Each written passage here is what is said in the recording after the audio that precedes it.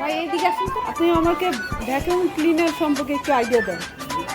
Vacuum cleaner আপনার Blender এখান থেকে দুইটা নিয়ে এসেছি।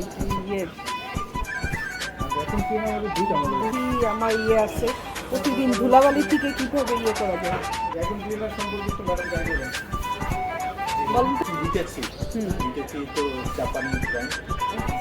আর হচ্ছে ভ্যাকুম ক্লিনার হচ্ছে আপনার যে বাসায় যে ধুলাবালি বা সোফা বা ম্যাট যদি থাকে এগুলো হচ্ছে আপনার মানে বাতাসটা টেনে ধুলাটা টেনে জমা করবে না আপনি পরে ওটা ডাকলে করে দিলেন।